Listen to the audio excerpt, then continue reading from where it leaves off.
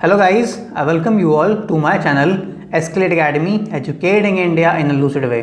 मैं अमित वर्मा आप सभी का स्वागत करता हूं अपने चैनल पर। और जैसा कि हम लास्ट लेक्चर में हमने स्टील स्ट्रक्चर्स के जो यूपीपीएससी असिस्टेंट इंजीनियर एग्जामिनेशन में आए हुए क्वेश्चंस हैं उनको सॉल्व कर रहे थे, तो हम उसी सीरीज़ को आगे कंटिन्यू करते हुए अब कुछ और क्वेश्चन उसी सीरीज़ से रिलेटेड सॉल्व करेंगे। ठीक है, तो आइए स्टार्ट करते हैं। ये हमारा लेक्चर सेकेंड है और ये मैं हूं अमित वर्मा। और अगर आप मुझसे कनेक्ट होना चाहते हैं तो ये मेरा व्हाट्सएप नंबर है, ये मेरी फेसबुक आईडी है, ये मेरा ट्विटर अकाउंट है और ये मेरा इंस्टाग्राम अकाउंट है। आप मुझे कहीं भी फॉलो कर सकते हो। ठीक है, तो आइए स्टार्ट करते हैं सेट 2। ठीक है, तो सबसे फर्स्ट क्वेश्चन क्या है? The property by which a metal resist impact load. ठीक है, मटेरियल की प्रॉपर्टी जिससे वो इम्पैक्ट लोड को रेजिस्ट करे। इम्पैक्ट लोड कौन सा लोड होता है? जो एकदम से फॉल करे। ठीक है, किसी भी जगह पर एकदम से लगे, गिर के लगे, तो वो कहलाता है इम्पैक्ट लोड। ठीक है, तो अब ये कौन सी प्रॉपर्टी जो होती है वो रेजिस्ट करती है इम्पैक्ट लोड को? पहले हम कुछ प्रॉपर्टीज के बारे में देख लेते हैं। डक्टिलिटी क्या है? एक ऐसी फिजिकल प्रॉपर्टी है जो मटेरियल एसोसिएटेड है with its ability to be hammered thin और स्ट्रेच इनटू वायर, यानी कि जब इसको हैमरिंग करोगे तो ये एक स्ट्रेच फॉर्म में, एक मेश फॉर्म या फिर एक थिन लेयर फॉर्म में ये बन जाएगा। ठीक है, तो बट इसमें ये ब्रेक नहीं करेगा। ठीक है, ये क्या मतलब? एक चादर तरीके से बन जाएगा और ये विदाउट ब्रेक नहीं करेगा। और ductile substance it can be drawn into wire, इसको वायर के फॉर्म में भी बनाया जा सकता है। ठीक है, एग्जाम्पल्स कौन कौन से हो गए? गोल्ड, सिल्वर, कॉपर, ये डक्टाइल मटेरियल से एग्जाम्पल हो गए। फिर आता है टफनेस प्रॉपर्टी। टफनेस क्या है? It is the resistance to the impact loading against fracture, यानी कि इम्पैक्ट लोड को रेजिस्ट करने की जो क्षमता है वो टफनेस कहलाता है। ठीक है, वंस एक और डेफिनेशन होती है कि that it is the amount of energy per unit volume that a material can absorb before rupturing. ठीक है, रप्चर करने से पहले जो amount of energy it can absorb that is called as toughness. तो मेलेबिलिटी क्या होती है? एक ऐसी physical property with its ability to get hammered, pressed और rolled into thin sheets without breaking. ठीक है, it can be rolled into thin sheets without breaking. तो ये प्रॉपर्टी कहलाती है मेलेबिलिटी। और इलास्टिसिटी क्या होती है? एक प्रॉपर्टी होती है एक बॉडी की ऐसी to resist a distorting influence and to return to its original size and shape, यानी कि अगर हम उसमें से स्ट्रेस रिमूव करा दें तो अपनी प्लेस पर वापस आ जाएगा। ठीक है, तो ये प्रॉपर्टी कहलाती है इलास्टिसिटी। तो यानी कि इन चारों ऑप्शन में से इम्पैक्ट लोड को रेजिस्ट करने की प्रॉपर्टी कौन सी थी? Toughness, B. ठीक है, तो B is the correct answer for this question. ठीक है, तो आइए अगला क्वेश्चन देखते हैं। लोड फैक्टर क्या है? Load factor is defined as the ratio of ultimate load and working load. ठीक है, लोड फैक्टर होता है आपका ultimate load upon working load. ठीक है, तो यानी कि यहाँ पे ऑप्शन कौन सा सही है? C will be the correct answer for this question. ठीक है, एक इंटर रिलेशन होता है load factor is equal to shape factor into factor of safety. ठीक है, ये एक रिलेशन होता है लोड फैक्टर, शेप फैक्टर और फैक्टर ऑफ सेफ्टी के बीच में। ठीक है, अगर आपको वहाँ नहीं दिख रहा तो यहाँ पे देख सकते हो। Load factor is equal to shape factor into factor of safety. ठीक है, ये एक रिलेशन होता है। तो एस एफ क्या है? This is the shape factor. और एफ ओ एस क्या है? This is factor of safety, factor of safety. ठीक है, तो आइए आगे अगला क्वेश्चन देखते हैं। Which of the following section will have the largest shape factor? ये जो कुछ सेक्शन दिए रखे हैं आपको, rectangular section, I section, solid circular section and diamond section, तो इन सभी के इन सब में से लार्जेस्ट शेप फैक्टर किसका होता है? रेक्टेंगुलर का होता है 1.5। फिर आई सेक्शन का हम देख, यहाँ पे हमने कुछ आपको दिए हुए हैं, जैसे कि आई सेक्शन के 1.2 शेप फैक्टर फॉर, अगर हॉलो सर्कुलर है तो 1.27, रेक्टेंगल है तो 1.5, अगर एच शेप है, आई इस शेप का है तो ये 1.5, और सॉलिड सर्कुलर शेप है तो 1.7, डायमंड शेप है तो 2 और ट्रायंगुलर शेप है 2.34, यानी कि सबसे ज़्यादा आपका ट्रायंगुलर का होता है। और ट्रायंगल नहीं दिया हुआ है तो फिर डायमंड सेक्शन का होता है। कितना? Shape factor is 2। और सॉलिड सर्कुलर सेक्शन का कितना था? 1.7। तो यानी कि सबसे बड़ा उसमें से किसका है? डायमंड सेक्शन का। हेंस लार्जेस्ट शेप फैक्टर किसका होगा? डायमंड सेक्शन का। गाइस ये बहुत ही ज़्यादा इंपॉर्टेंट क्वेश्चन है, अक्सर एसएससी एग्जाम्स में ये पूछे जाते हैं और जितने भी जूनियर इंजीनियर लेवल के एग्जाम्स होते हैं उनमें क्वेश्चन ज़रूर पूछता है, ठीक है। जैसे यूपी SSSC हो गया, अभी राजस्थान का जो एग्ज़ाम आने वाला है वो हो गया, और MPPSC हो गया, असिस्टेंट इंजीनियर के भी एग्ज़ाम में ऐसे छोटे छोटे क्वेश्चन पूछे जाते हैं। तो आपको ये जो मैंने सीरीज़ यहाँ पे टेबल दे रखी है ये ज़रूर याद करना है, ठीक है। और गाइस हाँ, एक चीज़ और, हम वीडियोस बहुत ही मेहनत से बनाते हैं, सो गाइस प्लीज़ इसको लाइक करना ना भूलिएगा और हमारे चैनल को प्लीज़ आप ज़्यादा से ज़्यादा शेयर करिएगा ताकि लोग इसे देखें और उन्हें कुछ नॉलेज बढ़े, ठीक है। तो इस अगला क्वेश्चन देखते हैं। As per IS 800 the maximum bending moment for a design of a continuous purlin can be taken as, ठीक है। तो मैक्सिमम बेंडिंग मोमेंट के लिए जो पर्लिन की डिज़ाइन क्या क्या होती है, पहले पर्लिन क्या होता है आपने देखा होगा रूफ टॉप पे, जब भी स्टील की रूफ टॉप बनती है यानी कि ट्रसेस वगैरह में, तो कुछ इस तरीके का स्ट्रक्चर डेवलप होता है, ठीक है। इसके ऊपर हम रूफ टॉप्स लगाते हैं, ठीक है, इसके ऊपर हम शेड डालते हैं इस तरीके से, ठीक है। ये कनेक्ट करता है प्रिंसिपल राफ्टर को, ये आपका हो गया प्रिंसिपल राफ्टर और ये आपका हो गया रूफ स्ट्रक्चर, ठीक है, जो आप रूफ डालते हो तो इन चीज़ों को कनेक्ट करता है क्या, ये कहलाता है पर्लिन, ठीक है। तो अभी पर्लिन ये डिज़ाइन किया जाता है फॉर कितने बेंडिंग, मैक्सिमम बेंडिंग मोमेंट के लिए, तो ये जो डिज़ाइन किया जाता है as per IS 800 1984 maximum bending moment in the Perlin कितना होता है, WL²/10 या कैपिटल WL/10। W क्या है, अगर UDL दिया हुआ है तो U is uniformly distributed load, और अगर टोटल लोड W है यानी कि कैपिटल W है यानी कि टोटल लोड दे रखा है तो कैपिटल W होगा, ठीक है। और कैपिटल W है तो इट विल बी WL/10, और अगर UDL दिया हुआ है तो इट विल बी WL²/10। तो यहाँ पे देख लेते क्या दिया हुआ है, यहाँ पे W दिया हुआ है, टोटल लोड कितना है W, तो answer will be what, WL/10, hence correct answer will B C is the correct answer. अगला देखते हैं, the slenderness ratio of lacing bar, lacing bar का स्लेंडरनेस रेशियो कितना होना चाहिए, ये सभी को शायद रटा होगा, और नहीं भी रटा है तो आप यहाँ पे देख सकते हो कि स्लेंडरनेस रेशियो लेसिंग बार का हमेशा 145 ही होना चाहिए, ठीक है। लेसिंग बार पता है, अगर नहीं पता है तो बता देता हूँ। एक ऐसे मेंबर होते हैं जो बिल्टअप मेंबर्स में दो मेंबर्स को कनेक्ट के लिए इस्तेमाल किए जाते हैं। जैसे कि अगर हमारे पास एक सेक्शन ये है, एक C सेक्शन मान लीजिए ये हो गया, और एक चैनल सेक्शन आपके पास इस तरीके से ये हो गया, ठीक है। अब अगर इन दोनों को आपको जोड़ना है इस तरीके से, ये आपके सेक्शंस हो गए, ये आपका 3D फिगर बनाए तो इस तरीके से आपको ये दिखेगा, ठीक है। और अगर इसको हमें आपस में जोड़ना होगा तो किस तरीके से जोड़ेंगे, यहाँ पे लेसिंग इस तरीके से हम लेसिंग लगा सकते हैं, ठीक है। ये लेसिंग इस तरीके लगा सकते हैं, जैसे कि अगर हम इस तरीके से फिगर बनाते हैं आपको, जैसे ये कॉलम है, अगर आपको जोड़ना है ये चीज़ है ये, तो आप इस तरीके से इसको ऐसे जोड़ सकते हो, ठीक है। तो ये चीज़ कहलाती है क्या, लेसिंग, ठीक है। ये सिस्टम कहलाता है लेसिंग सिस्टम, ठीक है।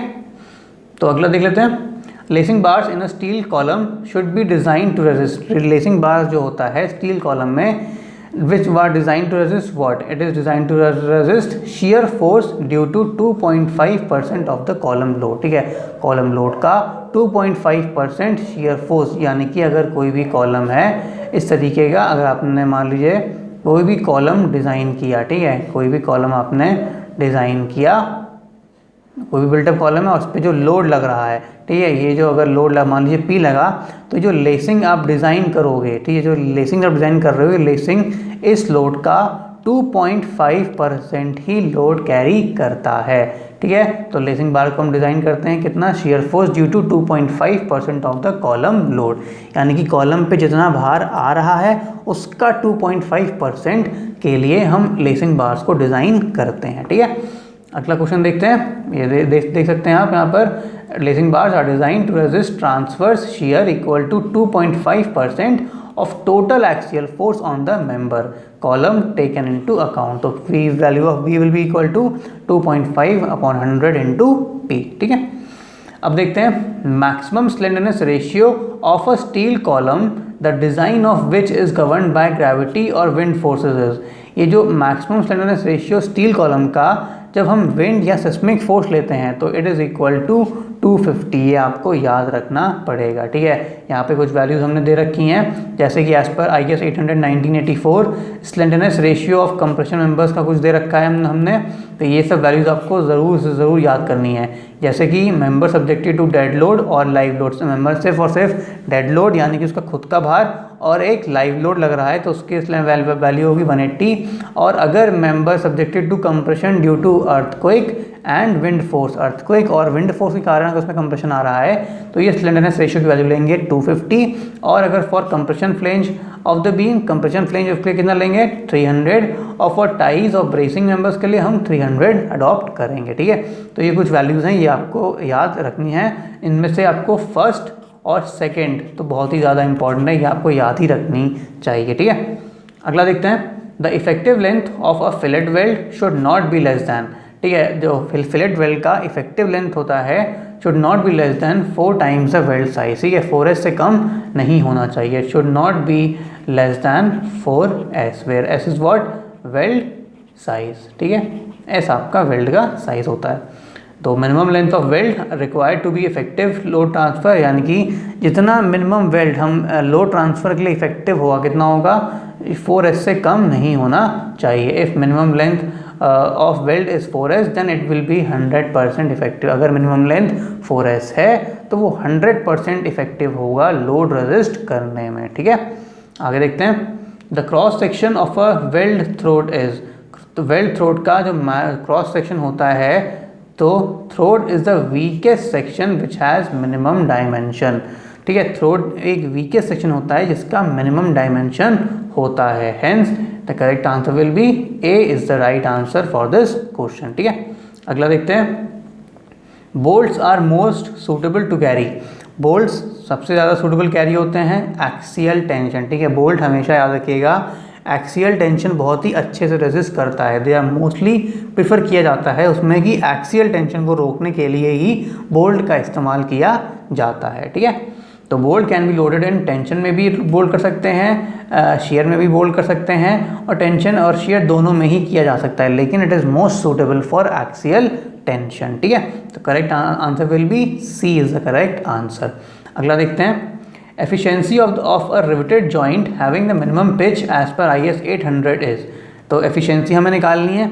एफिशिएंसी हम इस तरीके से कुछ निकाल लेते हैं। एफिशिएंसी क्या होती है, यानी कि अगर हमने प्लेट है, प्लेट में अगर हमने होल कर दिया तो उसकी एफिशिएंसी लोड रेजिस्ट करने की कम हो जाएगी। ठीक है, तो यानी कि लोड रेजिस्ट उसमें होल करने से पहले और होल करने के बाद की जो रिलेटिव रिलेशन है वो चीज़ कहलाती है efficiency in terms of percentage. तो यहाँ पे देख सकते हैं कि मान लीजिए कि आपकी स्टील प्लेट है, यहाँ पे हमने एक होल D डायमीटर का होल किया हुआ है। ठीक है, तो मिनिमम पिच कितनी होनी चाहिए 2.5D। हमने अज्यूम कर लिया कि जॉइंट फेल करता है टीयरिंग स्ट्रेंथ ऑफ जॉइंट। ठीक है, यहाँ पे टीयरिंग स्ट्रेंथ ऑफ जॉइंट हो जाती है, तो टीयरिंग स्ट्रेंथ कितनी होगी P minus D into T into sigma S T. तो T is the thickness, D is the diameter of bolt दिया हुआ है, और P is what, P is the pitch. ठीक है, तो अगर स्ट्रेंथ विदाउट होल रिडक्शन, यहाँ पे क्या है, हमने D को यानी कि इस होल को इस प्लेट से डिडक्ट कर दिया है, इस होल को इस प्लेट से डिडक्ट कर दिया है, तो ये इसकी टीयरिंग स्ट्रेंथ कब आई, होल को डिडक्ट करने के बाद में। ठीक है, और लेकिन जब होल को डिडक्ट नहीं किया तो उसमें इंक्लूड कर लिया, तो क्या आएगा P into T into sigma S T. ठीक है, तो एफिशिएंसी निकाल लेंगे जो जो ब्रेक करने के यानी कि होल ड्राइव करने के बाद की एफिशिएंसी, उस स्ट्रेंथ अपॉन उसकी खुद की स्ट्रेंथ, यानी कि विदाउट होल मेक करने से पहले का उसकी स्ट्रेंथ कितनी थी इनटू 100। तो एफिशिएंसी कितनी हो गई, P की जगह हमने 2.5D रख दिया, वैल्यूज़ रिप्लेस करा दी, तो ये वैल्यू आएगी अप्रॉक्सीमेटली 60%। ठीक है, तो hence correct answer will be what, it will B 60% will be the correct answer. ठीक है, तो गाइस ऐसे क्वेश्चंस आते हैं UPPSC असिस्टेंट इंजीनियर एग्जामिनेशन में जिसमें आपको थोड़ा सा कंसेप्ट का भी इस्तेमाल होता है। ठीक है, तो गाइस प्लीज़ इसको जब भी क्वेश्चन सॉल्व करिए तो दिमाग को एकदम खोल करके और शांति तरीके से आप पेपर को सॉल्व करिएगा। ठीक है, क्योंकि अगर कभी भी और अगर मन नहीं लग रहा है, दिमाग इधर उधर जा रहा है, तो प्लीज़ पानी की बोतल लेकर जाइए और पानी पीजिए, उसके बाद आपका माइंड एकदम रिलैक्स हो जाता है। ठीक है, क्योंकि छोटे छोटे क्वेश्चन ही पूछे जाते हैं और अगर आप ये नहीं ऑप्शन कर पाते हो तो बहुत ही ज़्यादा फिर बाद में दिक्कत होती है, क्योंकि एक मार्क्स मैटर करता है आपके एग्जाम्स में। अगला देखते हैं, minimum pitch of the rivets shall not be less than. ठीक है, पिच की मिनिमम रिवेट्स अभी हमने क्वेश्चन भी किया था इस पर, तो मिनिमम पिच कितनी होनी चाहिए, 2.5 times the nominal diameter of the rivet. तो नॉमिनल डायमीटर कौन सा डायमीटर होता है, this is the diameter of shank, यानी कि अगर ये आपका रिवेट है, ये आपका रिवेट है, ठीक है, ये आपका होता है हेड। ठीक है, तो नॉमिनल डायमीटर जो होता है ये डायमीटर ऑफ शैंक होता है। तो मिनिमम पिच कितनी हो गई 2.5d और मैक्सिमम पिच कितनी हो गई 16t और 200 mm which ever is less for tension member. ठीक है, टेंशन मेंबर के लिए कौन सा 16t या 200 mm which ever is less. फिर अगर कंप्रेशन मेंबर है इट विल बी 12t और 200 mm which ever is less, और अगर आपका टैक रिवेटिंग है तो 32t और 300 mm which ever is less. ठीक है, टैग रिवेट्स क्या होते हैं, अगर आपको इस तरीके से दो एंगल्स को जोड़ना है। ठीक है, मान लीजिए अगर आपने, यहाँ मैं बना देता हूँ, अगर आपको इस तरीके से ये गसेट प्लेट हो गई और ये आपके दो एंगल्स हो गए, आपको इन एंगल को, इस एंगल को और इस एंगल को जोड़ना है। ठीक है, इस एंगल को जोड़ना है, तो आप क्या करेंगे, ये इनके बीच में रिवेट्स लगाकर इनको जोड़ सकते हैं। ठीक है, ये भी एक एंगल सेक्शन हो गया। तो ये जो रिवेट्स कहलाते हैं, जो लॉन्गिट्यूडनल डायरेक्शन में आपको मेंबर को जोड़ते हैं, ये कहलाते हैं टैकिंग रिवेट्स। ठीक है, तो करेक्ट आंसर आप देख इसका क्या होगा, minimum pitch of rivets shall not be less then 2.5d। ठीक है, अगला देखते हैं, as per IS 800 the maximum deflection in a beam should not exceed. जो मैक्सिमम डिफ्लेक्शन बीम में कितना से एक्सीड नहीं होना चाहिए, it should not exceed L/325। ठीक है, that is according to IS 800 1984 the maximum permissible deflection in working stress method should not exceed span upon 325, hence correct answer will be C is the correct answer। ठीक है, अगला देखते हैं, if the rivet diameter is 30 cm the diameter of the rivet hole कितना होगा। देखो आपको rivet का डायमीटर कितना दे रखा है 30 सेंटीमीटर। ठीक है, जब 30 सेंटीमीटर आपको रिवेट का डायमीटर दे रखा है तो हमें पता है अगर 25 mm डायमीटर से कम होता है तो हम कितना जोड़ते हैं, then we add 1.5 mm to the denominal diameter. D में हम 1.5 mm जोड़ देते हैं अगर 25 mm से कम है, और यही अगर 25 mm से ज़्यादा है डायमीटर ऑफ रिवेट जो दिया हुआ है, यानी कि ये अगर 25 mm से ज़्यादा है तो हम क्या करेंगे, यहाँ पर 2 mm जोड़ देंगे, प्लस डी इस डायमीटर में 2 mm जोड़ देंगे। ठीक है, तो यानी कि यहाँ पे देख लेते हैं, देखिए अगर डायमीटर ऑफ रिवेट होल, ठीक है, रिवेट डी डैश, इसको हम रिप्रेजेंट करते हैं किससे, डी डैश, जो nominal diameter represented by D. तो D dash is equal to D plus 1.5 mm, कब, जब डायमीटर लेस देन 25 mm है या 25 mm है, और अगर diameter nominal diameter greater than 25 mm है तो हम इसमें 2 mm जोड़ देंगे। ठीक है, तो diameter of hole is also called cross diameter of the rivet, यानी कि जो होल का डायमीटर होगा, हमें पता है जब कभी भी हम रिवेटिंग करते हैं, ठीक है, जब कभी भी हम रिवेटिंग करते हैं तो जब होल बनाते हैं, इस होल का डायमीटर जो होता है रिवेट के डायमीटर से बड़ा होता है। ठीक है, तो कितना बड़ा होता है ये आप यहाँ पर देख सकते हो, और जो ये होल का डायमीटर होता है यही कहलाता है cross diameter of the rivet, यानी कि होल का डायमीटर जो आप होल कर रहे हो प्लेट में, वो डायमीटर कहलाता है cross diameter of the rivet. ठीक है, hence rivet diameter is equal to nominal dia is equal to 330 के ग्रेटर 30 mm दिया हुआ है, यानी कि 25 mm से बड़ा है तो we will add 2 mm, hence correct answer will be 32 mm। So correct answer is C is the right answer for this question। ठीक है, अगला देखते हैं, if thickness of a plate to be connected by rivets is 16 mm then the suitable size of rivet will be, so suitable size of rivet कितना होगा, देख लेते हैं। एक फॉर्मूला होता है अनविन्स फार्मूला, आप सभी ने अनविन्स फार्मूला पढ़ा होगा, जिसमें भी हम क्या करते हैं, जो सूटेबल साइज ऑफ रिवेट है वो निकालते हैं। क्या है Unwin's formula, D is equal to 6.05 under root of T minimum.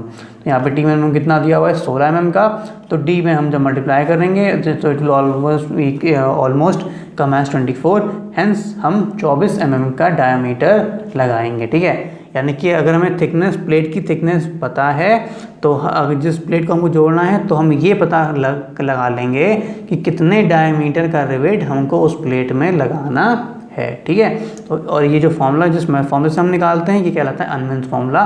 Guys ये बहुत ही ज़्यादा इंपॉर्टेंट फॉर्मूला है, अक्सर एग्जाम्स में पूछते हैं कि अनवेंस फॉर्मूला क्या होता है और इससे इस तरीके का क्वेश्चन सॉल्व करने को आता है, ठीक है।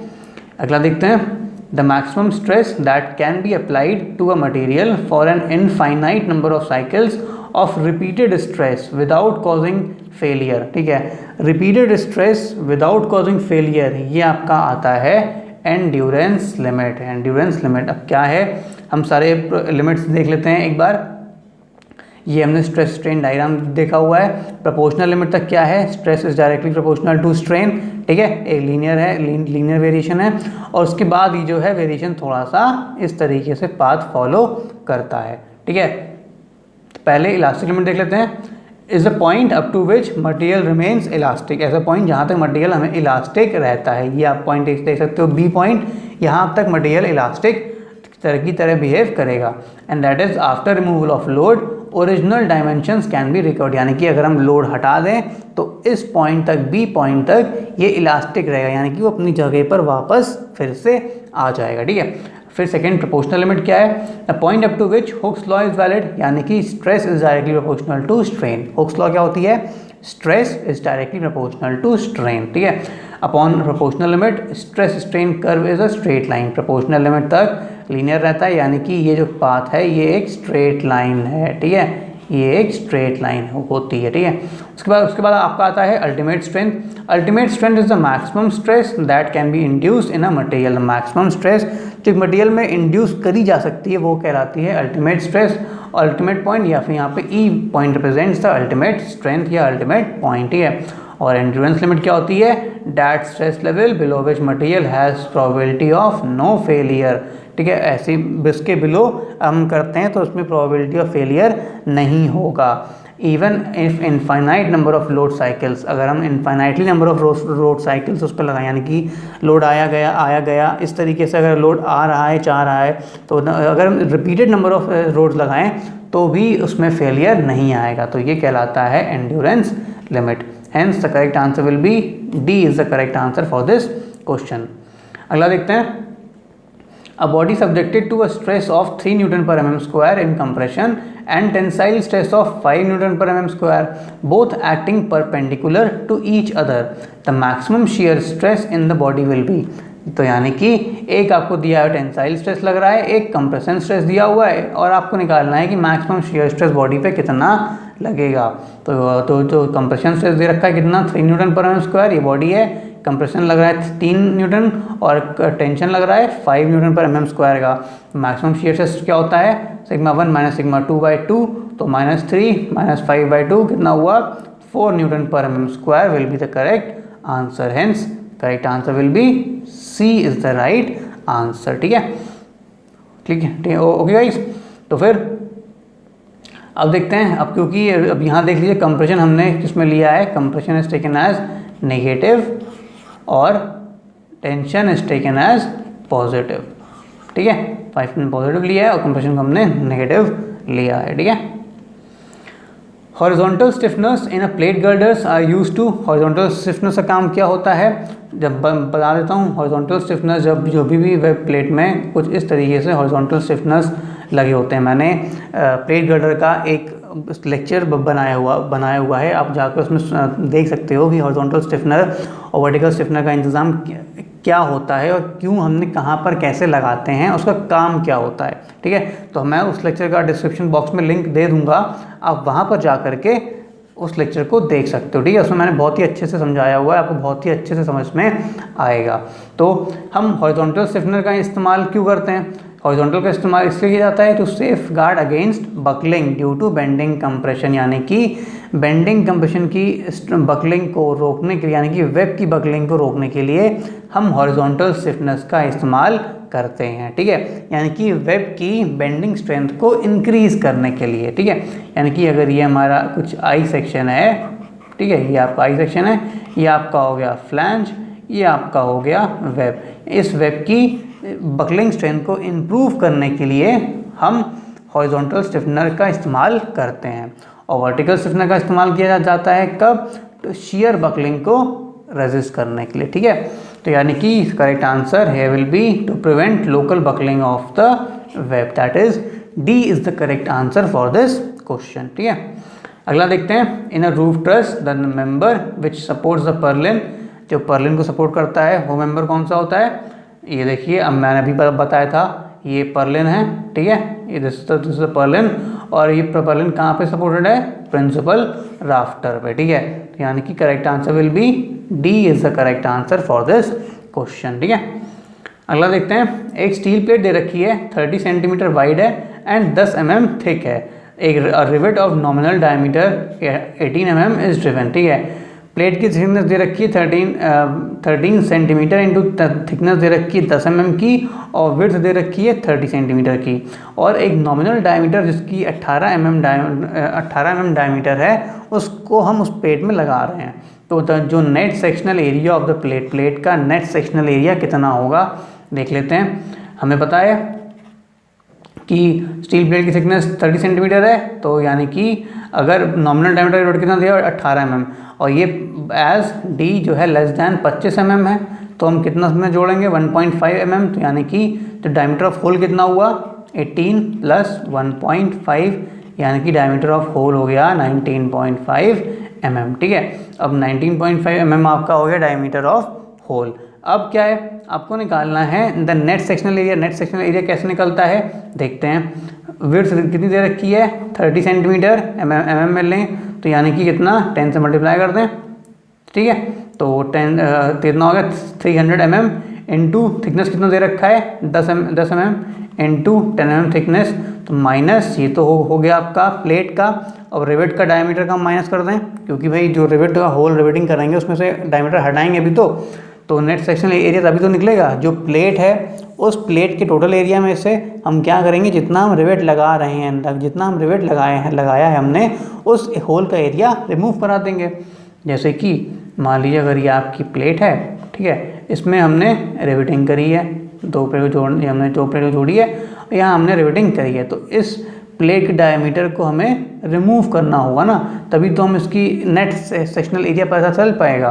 तो ये आ गया आपका प्लेट का एरिया माइनस सेक्शनल एरिया कितना है 19.5 इंटू 10। ठीक है, इंटू 10 थिकनेस वही रहेंगे, तो यानी कि जब आप सॉल्व करोगे तो इसका आंसर आ जाएगा 28.05। हेंस करेक्ट आंसर है सी। और प्रोसीजर इस तरीके से मैंने बताया हुआ है आपको, आप ये फॉलो कर सकते हो। ठीक है, so guys this was our last question. तो अगर आपको लेक्चर अच्छा लगा है तो प्लीज़ इसको लाइक, सब्सक्राइब और शेयर करना ना भूलें। और हाँ गाइस, हमने बहुत ही मेहनत से बनाया इस वीडियो को, प्लीज़ इसको लाइक ज़रूर करिएगा। ठीक है, तो guys thank you and do subscribe our channel. Thank you, thanks a lot.